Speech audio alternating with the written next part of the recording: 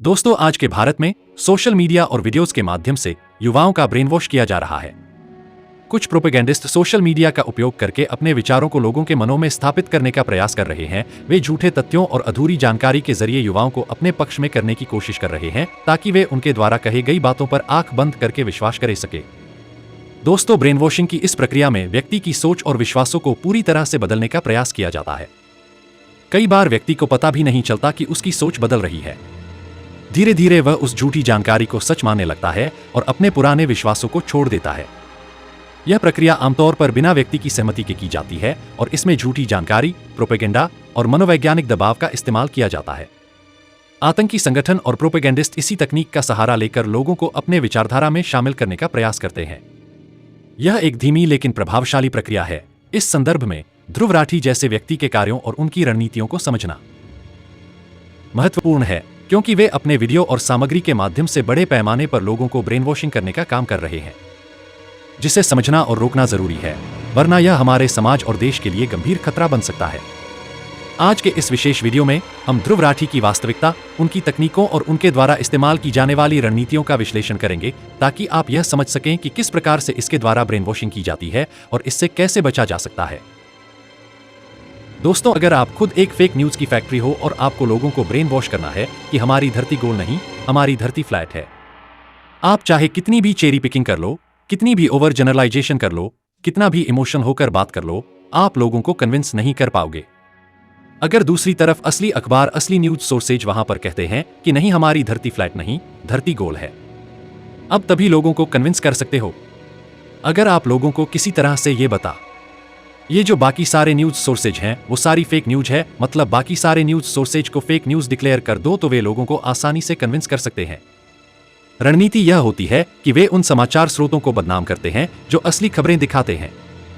इसका उद्देश्य यह होता है कि जो समाचार स्रोत सच्ची और प्रामाणिक खबरें प्रदान करते हैं उन पर से लोगों का भरोसा उठा दिया जाए।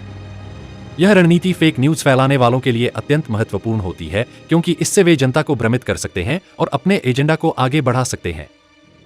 परिणामस्वरूप समाज में गलत सूचनाओं का प्रसार बढ़ जाता है और सच्चाई की पहचान करना कठिन हो जाता है।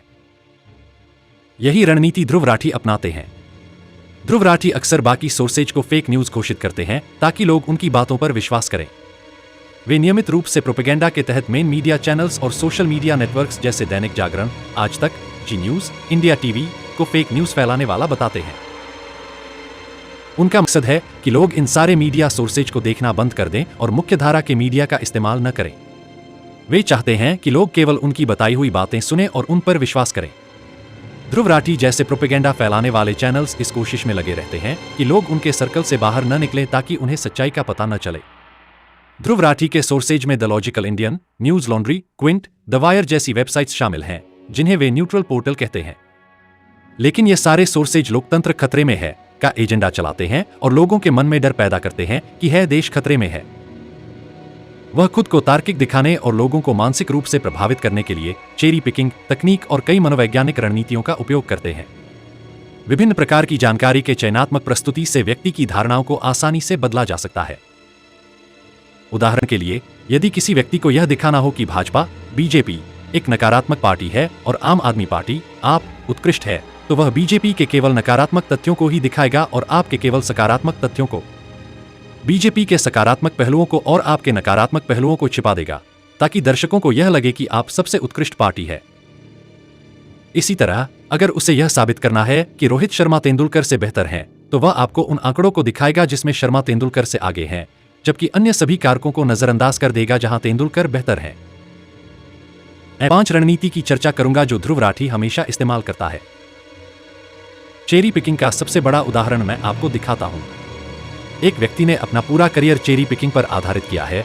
उदाहरण के तौर पर YouTube पर एक वीडियो वायरल हुआ था जिसमें ध्रुव राठी ने नरेंद्र मोदी और अरुण जेटली के बयानों को इस तरह से प्रस्तुत किया कि वे एक दूसरे के विपरीत दिखें। ध्रुव राठी ने अपने वीडियो में यह दावा किया कि प्रधानमंत्री मोदी और वित्त मंत्री जेटली ने नोटबंदी के बाद नए करदाताओं की संख्या के बारे में अलग अलग आंकड़े पेश किए, जिससे यह लगे कि उनमें असहमति है।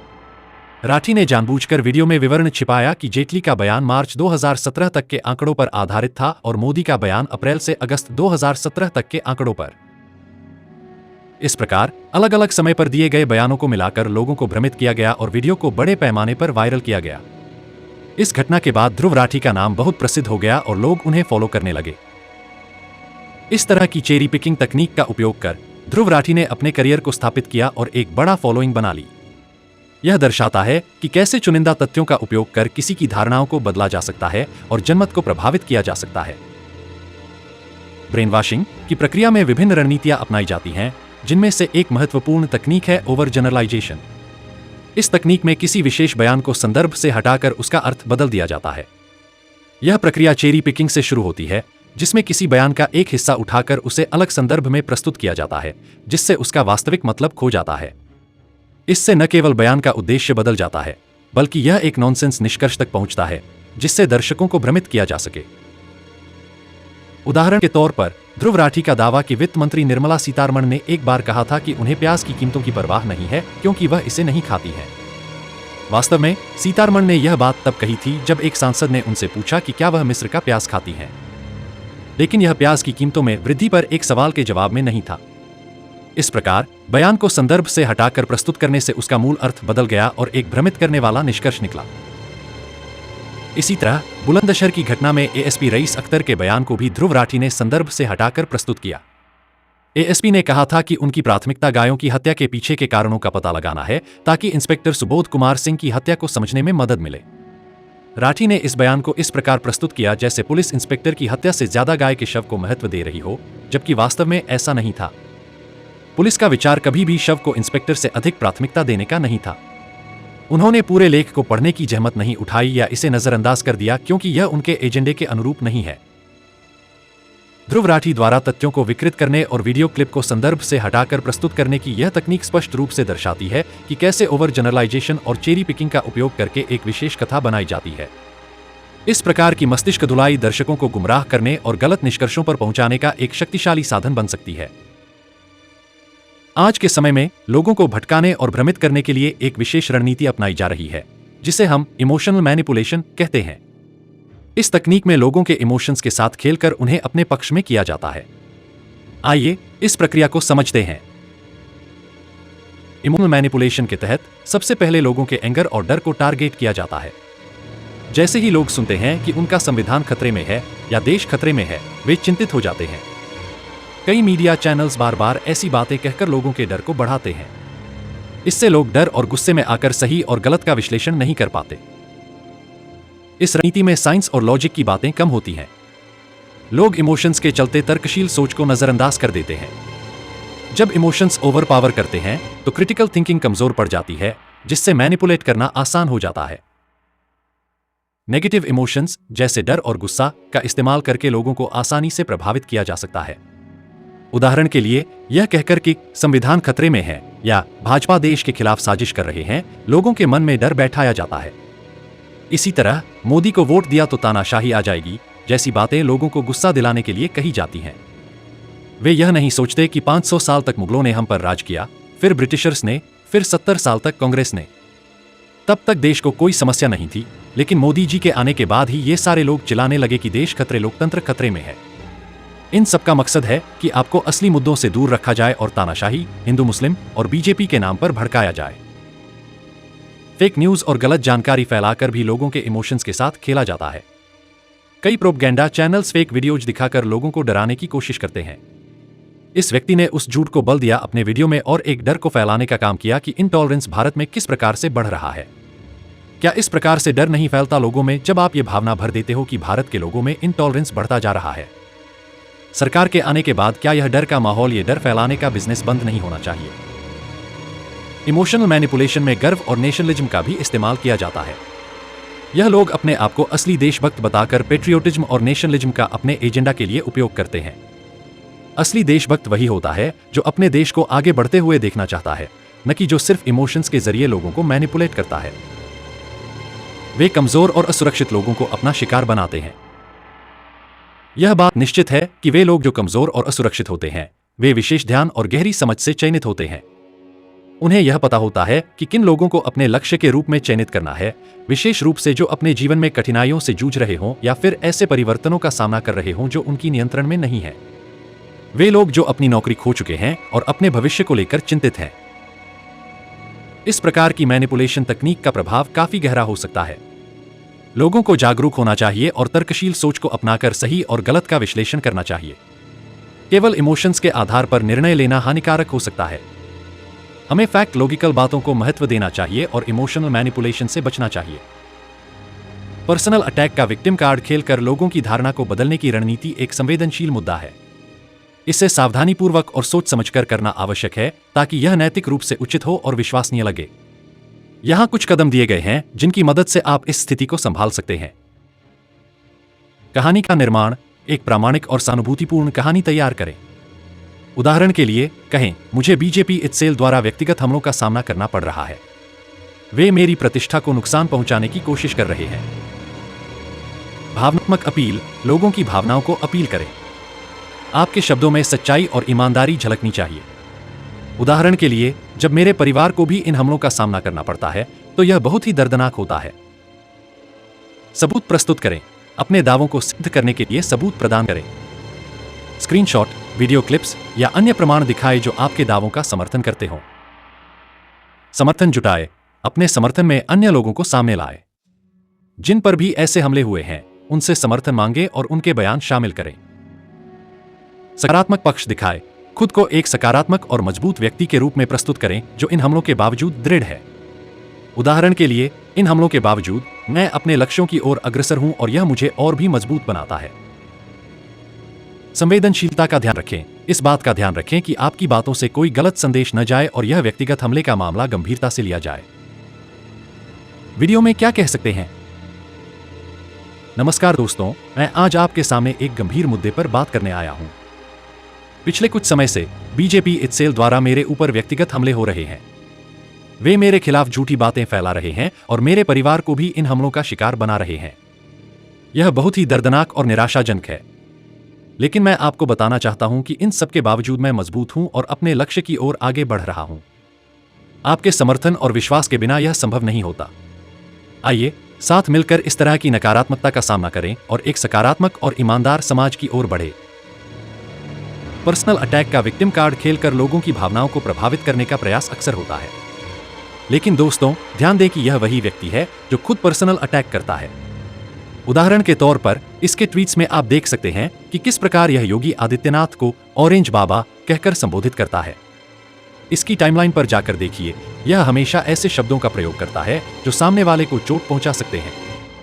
इस व्यक्ति के ट्वीट्स पर्सनल अटैक्स से भरे हुए हैं। हमने सबूत के साथ आपको दिखाया है कि किस प्रकार यह व्यक्ति पर्सनल अटैक करता है और फिर खुद को विक्टिम के रूप में पेश करता है। यह पर्सनल अटैक की पराकाष्ठा है। यह तो हो गई तकनीक की बात। अब बात करते हैं कि किन किन रणनीति को इस्तेमाल करता है लोगों को ब्रेनवॉश करने के लिए। भ्रामक शीर्षकों का उपयोग। यह एक प्रमुख तकनीक है जिसमें वाहकों को गुमराह करने के लिए भ्रामक या संवेदनशील शीर्षकों का उपयोग किया जाता है जो अक्सर स्पष्ट रूप से असत्य होते हैं। ये शीर्षक लोगों की ध्यान आकर्षित करने के लिए डिजाइन किए जाते हैं और अक्सर वास्तविक सामग्री के साथ मेल नहीं खाते हैं।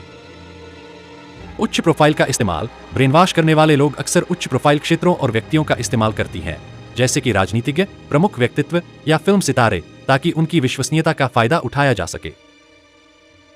ध्रुव राठी द्वारा अपनी सामग्री में हाई प्रोफाइल व्यक्तियों का उपयोग एक रणनीतिक के तहत करते हैं जो उनके संदेशों की विश्वसनीयता और प्रभाव को बढ़ाता है। इन प्रमुख हस्तियों से जुड़ी विश्वसनीयता और मान्यता का लाभ उठाकर वे व्यापक दर्शकों को अच्छे से ब्रेनवॉश और अपनी सामग्री को अधिक आकर्षक और भरोसेमंद बनाने में सफल रहते हैं। उदाहरण के लिए, एक वीडियो में तानाशाही और समाज में सरकार की भूमिका पर चर्चा करते समय उन्होंने भगत सिंह, सुभाष चंद्र बोस और महात्मा गांधी जैसी ऐतिहासिक हस्तियों का उल्लेख किया। ग्राफिक्स। फोटो। यह एक और प्रमुख तकनीक है जिसमें फोटोशॉप या अन्य ग्राफिक्स सॉफ्टवेयर का उपयोग किया जाता है ताकि फेक तस्वीरें और वीडियो बनाए जा सकें जो वास्तविकता में झूठे होते हैं। प्रधानमंत्री नरेंद्र मोदी के संसदीय क्षेत्र वाराणसी में उनके कार्यकाल की आलोचना करते हुए कुछ तत्वों ने फेक फोटोशॉप छवियों का उपयोग कर गलत सूचनाएं फैलाई हैं। एक भुगतान एजेंट काशी गया और वहां की स्थिति का निरीक्षण करते हुए पाया और दावा किया कि पीएम मोदी एक सांसद के रूप में शहर में विफल रहे हैं। हालांकि इस आलोचना में कई महत्वपूर्ण विकास कार्यों को नजरअंदाज किया गया है। वाराणसी में पिछले कुछ वर्षों में कई महत्वपूर्ण परियोजनाएं पूरी की गई हैं, जिनमें रिंग रोड का निर्माण, 140 MLD दीनापुर STP के उद्घाटन से गंगा की सफाई के प्रयासों को मजबूती मिली है एक अंतर्देशीय जलमार्ग टर्मिनल की स्थापना, मंडुआडीह रेलवे स्टेशन का नवीनीकरण और वायरलेस बनारस की पहल शामिल हैं। उसने राफेल पर एक वीडियो बनाया लेकिन यूरोफाइटर टाइफून की तस्वीर का उपयोग किया जो दिखाता है कि वह कितना बुद्धिमान है। ध्रुव राठी के चैनल पर कई ऐसे वीडियो हैं जहां उन्होंने फोटोशॉप और ग्राफिक डिजाइन के तरीकों का उपयोग किया है। वीडियो में आप सीखेंगे कि कैसे आप फोटोशॉप का उपयोग करके अपने थंबनेल को आकर्षक और प्रभावशाली बना सकते हैं। उनकी धारणाओं का अध्ययन करें, उनकी धारणाओं को समझने के लिए उनका अध्ययन करें और उनकी सोच की मूल कारणों को समझें। उत्तेजना एक ऐसा माध्यम है जो आपको आगे बढ़ने के लिए प्रेरित कर सकता है, लेकिन यह प्रेरणा की दिशा में नकारात्मक लक्ष्यों की ओर भी ले जा सकता है। नकारात्मक वीडियो या सामग्री आपकी सोच और भावनाओं को प्रभावित करके आपको नकारात्मकता की दिशा में खींच सकते हैं। ब्रेनवॉश के लिए खुद का उदाहरण सेट करें, अपने व्यवहार से उत्तम उदाहरण प्रदान करें ताकि उसे आपकी धारणाओं का प्रभाव महसूस हो सके। स्वयं का उत्कृष्ट उदाहरण, धारणाओं को परिवर्तित करने का अच्छा तरीका खुद को एक उत्कृष्ट उदाहरण के रूप में स्थापित करना है। अपने कार्यों और व्यवहार के माध्यम से आप दूसरों को प्रेरित कर सकते हैं। ध्रुव का मामला एक श्रेष्ठ उदाहरण है जो व्यक्तिगत दृष्टि को समझने के लिए उचित है। इसमें व्यक्ति का स्वार्थ और नैतिकता के मद्देनजर निर्णय होना दिखाई देता है। प्रथमतः ध्रुव का पहला रूप बीजेपी में शामिल होना उसके नाम की प्रमुख उदाहरण है, जो भारतीय राजनीति के समाज में एक प्रमुख भूमिका निभाता है। बीजेपी के रूप में वह शायद हिंदू मुस्लिम विवाद और इस पर संकुचित दृष्टिकोण के बीच की राजनीति के खिलाफ उत्तरदायी था। फिर उसका निर्णय आप में शामिल होने के लिए उसकी सोच का बदलाव प्रदर्शित करता है। आप एक ऐसी राजनीतिक पार्टी है जिसे साफ, नैतिक और समाज के लिए भलाई के लिए लड़ाई देने का दावा किया जाता है। ध्रुव का इस पार्टी में शामिल होना उसके नैतिक मूल्यों के प्रति उसकी प्रतिबद्धता को प्रकट करता है। इस उदाहरण से हम देख सकते हैं कि ध्रुव ने अपने व्यवहार के माध्यम से एक उत्कृष्ट उदाहरण प्रदान किया है। उसने सिर्फ अपने मूल्यों का पालन किया, बल्कि उसने राष्ट्रीय राजनीति में एक सकारात्मक बदलाव को प्रोत्साहित किया। उसका निर्णय भी उसकी विचारधारा की पुष्टि करता है कि हिंदू मुस्लिम के बीच भावनात्मक संघर्ष के बजाय सहयोग और समझौता की जरूरत है। हमारे देश में तानाशाही और धर्मीय विवादों का सामना करना एक बड़ी चुनौती है, लेकिन इसके बावजूद बहुत से लोग सकारात्मकता की ऊंचाई को प्राप्त करने के लिए काम कर रहे हैं। उन्होंने अपने समाज में सामर्थ्य और इंसानियत के मूल्यों को प्रमोट किया है। उनकी सकारात्मक सोच को प्रस्तुत करें, उनके सामने उनकी सकारात्मकता की मिसालें रखें और उन्हें उसी दिशा में सोचने के लिए प्रेरित करें। एक उदाहरण के रूप में चुनावी प्रक्रिया के माध्यम से संविधान के महत्व को पुनः स्थापित किया जा सकता है। जब लोग हिटलर के तानाशाही और अत्याचार के खिलाफ आवाज उठाते हैं और वे अपने मताधिकार का प्रयोग करते हैं, तो वे संवैधानिक तंत्र को स्थायित्व और स्थानीयता प्रदान करते हैं। इसी तरह लोग मोदी जैसे नेताओं को चुनौती देकर तानाशाही और सामाजिक असमानता के खिलाफ आवाज उठा सकते हैं। उनकी धारणाओं को प्रश्न करें, उनकी धारणाओं के बारे में प्रश्न करें, जिससे वे अपनी सोच को समीक्षा करें और नए दृष्टिकोण प्राप्त करें। सामाजिक प्रेरणा, उसे सामाजिक संदेशों और प्रेरणादायक कहानियों के माध्यम से प्रेरित करें। प्रेरणादायक कहानियां, आप प्रेरणादायक कहानियों का उपयोग करके धारणाओं को परिवर्तित कर सकते हैं। इन कहानियों के माध्यम से व्यक्ति नए और सकारात्मक धारणाओं को स्वीकार करने के लिए प्रेरित हो सकता है। एक उदाहरण है महात्मा गांधी, जिन्होंने अपने अहिंसात्मक आंदोलन के माध्यम से भारतीय स्वतंत्रता संग्राम में नेतृत्व किया। उन्होंने विभिन्न तरीकों से लोगों को समूचे देश के संघर्ष में जुटने के लिए प्रेरित किया, जिसमें उनके अनशन, धर्मनिरपेक्षता और गरीबी के खिलाफ आंदोलन शामिल थे। उनके द्वारा अपनाए गए सामाजिक संदेशों ने लोगों को एकजुट होकर देश की आजादी के लिए एक मजबूत संघर्ष करने के लिए प्रेरित किया। इसके अतिरिक्त एक और उदाहरण लेने के लिए हम डॉ. भीमराव अंबेडकर की ओर देख सकते हैं, जो भारतीय समाज में असमानता और जातिवाद के खिलाफ लड़ा। उन्होंने भारतीय संविधान को तैयार किया, जिसने समाज में न्याय और समानता की बुनियाद रखी। उनकी कठोर प्रयासों ने लोगों को सोचने और कार्रवाई करने के लिए प्रेरित किया, जिससे समाज में एक सच्चे और समान नागरिकता की भावना उत्पन्न हुई। इन उदाहरणों से स्पष्ट होता है कि सामाजिक प्रेरणा और संदेशों के माध्यम से लोगों को सामाजिक समस्याओं के खिलाफ संघर्ष करने के लिए प्रेरित किया जा सकता है, जैसे कि तानाशाही, धार्मिक असहिष्णुता और अन्य सामाजिक असमानताओं के खिलाफ। अनुभवों का अनुभव, उसे विभिन्न अनुभवों का सामना करने के लिए प्रेरित करें जो उसकी सोच और धारणाओं को परिवर्तित कर सकते हैं। हिटलर के तानाशाही के खिलाफ लोगों की एक अद्भुत जन आंदोलन ने दिखाया कि एकजुटे समुदाय की शक्ति नकारात्मकता को परास्त कर सकती है। इसी तरह भारत में भी संवैधानिक मूल्यों और स्वतंत्रता के लिए लोगों की आवाज को सुनने का समय है। मोदी जैसे नेताओं के खिलाफ विरोध करके हम सकारात्मक बदलाव ला सकते हैं और देश को तानाशाही के खतरे से बचा सकते हैं। सहयोग और प्रेरणा प्रदान करें, उनके लक्ष्यों और उनकी सोच को समर्थन करें ताकि वे नए और सकारात्मक धारणाओं की ओर बढ़े। संगति, साथ में अच्छे और प्रेरणादायक लोगों के संग रहना भी धारणा को परिवर्तित करने में मददगार हो सकता है। कल्पित स्रोतों का उपयोग। फेक न्यूज की फैक्ट्रीज अक्सर कल्पित स्रोतों का उपयोग करती हैं, जैसे कि नकली वेबसाइटें और अन्य अमान्य स्रोत जो असत्य या गलत सूचनाओं को प्रस्तुत करते हैं। सामाजिक मीडिया पर वायरल करना। फेक न्यूज की फैक्ट्रीज सामाजिक मीडिया का बेहद तेजी से उपयोग करती हैं। वे गलत सूचनाओं और झूठे खबरों को वायरल करते हैं, जिससे वे बहुत बड़ी संख्या में लोगों तक पहुंचते हैं। इसी झूठ के सहारे पिछले कुछ सालों में डेलिबरेटली एक फेक माहौल इन लोगों ने क्रिएट किया है। सिडली हमारी यूथ इन जैसे लोगों को फॉलो कर रही है और इनसे इन्फ्लुएंस हो चुकी है।